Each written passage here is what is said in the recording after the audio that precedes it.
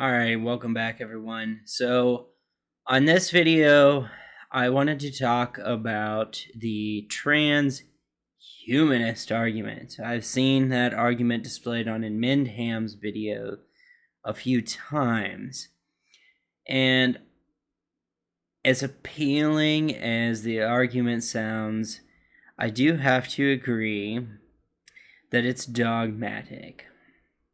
See, here's the thing with the transhumanist arguments is that, our technology, and some might confuse the transhumanist argument with my argument for anti-Darwinian society. No, it's not the same thing. So the transhumanists think that there's some way that we can perpetuate our cognizance or consciousness or awareness forever by downloading it into a hard drive or some kind of hyper stepped up technology. And all of the arguments that they put forward are all very interesting, but they're science fiction. And science fiction can be fun, Star Trek does well for a reason. Science fiction does well for a reason. Rick and Morty does well for a reason. But ultimately, it's fantasy. It's science fiction. Suffice it to say, we do not have any of this technology today. There is no way that we can download the components of our cognizance or conscious mind onto a hard drive. And even if we could, that's not to say that it would be able to have adaptive learning. That's not to say that it couldn't be destroyed still through an EMT burst or something like that, or power surge. It's not to say that it would be the same. It's not to say that it would be awareness itself. We just don't possess these types of technologies. And a lot of the times when it comes down to science fiction, we have a technology that's something like it, but nowhere close, ultimately. Like, we are still nowhere close to interstellar travel than we were when we invented the rocket to go to the moon. The technology is either we're limited in what we can do through the laws of physics. The laws of physics just can't be broken. And there's nothing we can do about that. So we're limited by that. So I've seen theoretical engineers come up with ideas of things that we've seen in sci-fi movies and explain how we could do them in the most efficient way possible with the technology that's available to us today. Now, this whole transhumanist thing, though, it just sounds like the reason why anti-theists or nihilists might say that it is dogmatic is because it's based on the premise of belief. It is not an actual technology that we have available today, nor can we say definitively that it will be a technology in the future. It may be a technology that will be forever ungraspable, something that we'll never be able to develop. And ultimately, it would seem that this technology is centered around, once again, the same principle that a lot of religion is centered around, is the idea of living eternal, or eternal cognizance, or consciousness, awareness. And I just don't know that that's going to be a thing. Maybe we'll reach a point in technological advancements where that will one day be possible. But as of right now, we don't have that technological advancement. It's not possible. It's a dream. So if you're banking on that, like if you're making, $1 million bets or bets on your life, like people did with cryogenics. Cryogenics was a complete sham. You freeze somebody in the hopes that one day in the future you can revive them, bring them back to life, but all you end up on thawing is a bunch of mush because it breaks down the molecular components of pretty much anything. I mean, freeze a banana or an apple, you unfreeze it, it turns into mush. Same thing will happen to a human body. This is why they have to be extra specially delicate and careful with the Iceman, the mummy that they found preserved, being frozen, because if he unthaws, he will turn into mush. We don't have a way around that because the cellular breakdown happens. So we have nothing to stop that, and even if we develop something to stop it, it would be more conducive to be cryogenically frozen when you have something to stop it, because still the fact of the matter is people who have been cryogenically frozen before that would still unthaw into mush, and there's no way around it. So it's the same kind of argument. It's like, well, I don't want to die, I want to live forever, so technology instead of religion. But same thing. I really think that, again, this is just this sort of natural instinct to survive. The fear of death is very, very natural. If any species did not have this, and to be honest, there probably were species that did not have, and I've brought this up before, that did not have the instinct to survive. They won the Darwin Award a long time ago, because they don't have that perpetual instinct to survive, and they end up being prey to something, or they make stupid decisions that end up killing them. Knocking them out of the gene pool, just.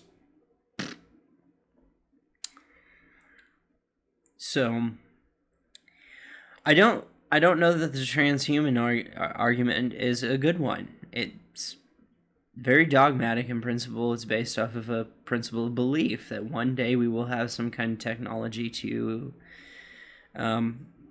excel our cognizance or consciousness and awareness to a factor of unlimited time. And that's based off of, we've found computer elements that can look at the neurostimulus that's going on in our brain, and we have computers that can actually start to sort of interpret that. But we have no technology that we can hook up to the brain, watch the neuro reuptake inhibitors and such, and actually read your thoughts and read your mind. We don't have this technology. It doesn't exist. There have been some really interesting technologies in the ways of looking at neurosynapses, and what we can do with that today is far more significant than it has been in the past. That's certainly true. And there is, people who have been working on, the quantum computers, biological computers, but there's still no evidence that those will even be helpful or even be put into use, and there's still no evidence that it's even compatible to upload the contents of a human brain onto them. So, again, dogma is a system or structure of belief, and this is predicated on a belief. So if we're going off of evidence and what is actually in front of us that we can actually see, measure, control, predict, replicate, this is not a wise thing to invest in, it would seem. It would seem to be an investment out of desperation, that thing in the back of your brain that says, I don't want to die, I don't want to die, I don't want to die. But I really have to raise the question, do you really want to exist forever? I've posed that question before too. And I find that to be an intriguing question, as people of different belief structures or philosophical positions will have different answers to that.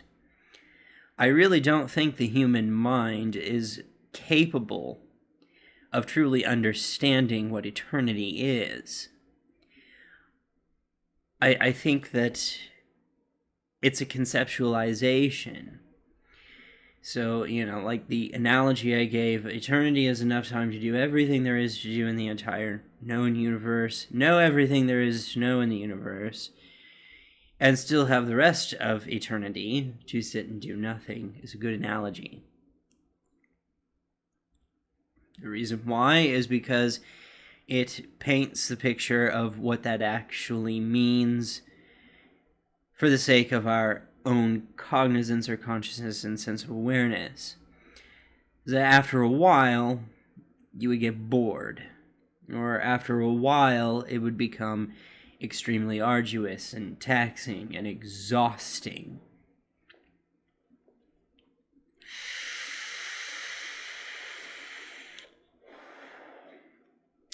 So, from a nihilist standpoint, I think that the transhumanist argument does not fly. I think it's science fiction writing, and it's fun for the sake of science fiction, of telling stories that captivate our imagination, but other than that, that's about as far as it goes. And then there's the aspect of the transhumanist argument, is that, like, with every technology, especially when you're talking about something as invasive as downloading the contents of your mind so that your cognizance, consciousness, awareness can exist forever, what are the other ramifications, the variables that are inevitably going to happen that can't be controlled, that are unpredicted? Things like population, how that will change human life, how that will interact with the world around us. I mean, there could be negative, unforeseen, but inevitable consequences of such a thing, and we don't know what those are. It's kind of like the invention of, like, with the use of fossil fuels. When we first started doing it, we had no idea that it would create all this pollution. Now we do, and now we can't undo what we've done. So there's that aspect, is that we don't know, once the Pandora's box is open, metaphorically to say, how do you close it? We don't know. There's too many answers, or there's not the opposite of that. There's too many questions and absolutely no answers. I'm not saying that it's impossible. I'm saying it's highly, highly improbable. So I'm sure the anti-natalists out there will appreciate the argument forward to the transhumanist argument, but I just don't foresee that happening. I have very, very little faith in that will become a thing. So let me know what you think in the comments section below. Like, share, subscribe, hit the bell button on any channel you're subscribed to, and support the ideal of choices, not one's ability to impose one's will upon others against their own will.